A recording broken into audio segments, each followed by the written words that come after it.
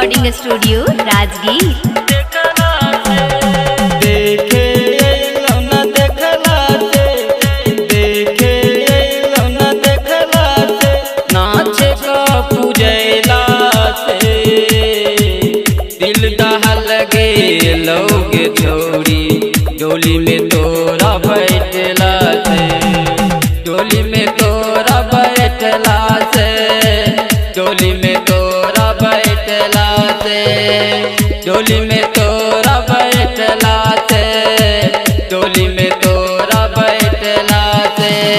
देखे लौना देखला से, देखे लौना देखला से, नाचे का पूजैला से दिल दहल गे लोग छोड़ी डोली में तोरा बैठला से, डोली में तोरा बैठला से, डोली में तोरा बैठला से, डोली में तोरा बैठला से, डोली में तोरा बैठला से। देखे लौना देखला से, देखला से,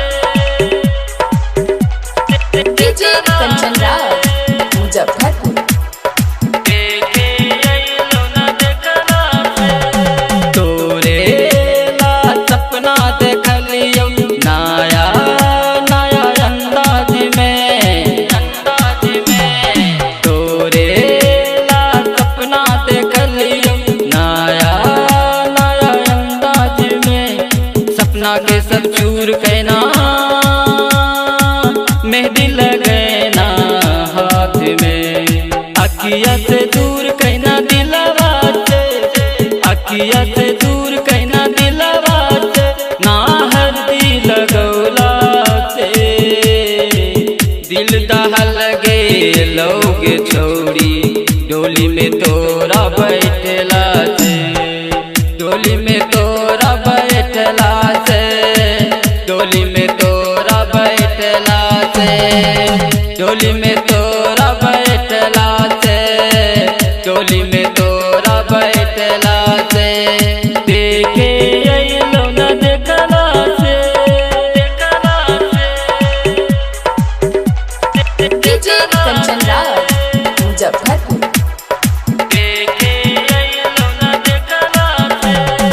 एक दिन काहे वादा तू कैलक साथे जिए मर के, मर के, एक दिन काहे वादा तू कैलक साथे जिए मर के, दुनू के संग छोड़ दिले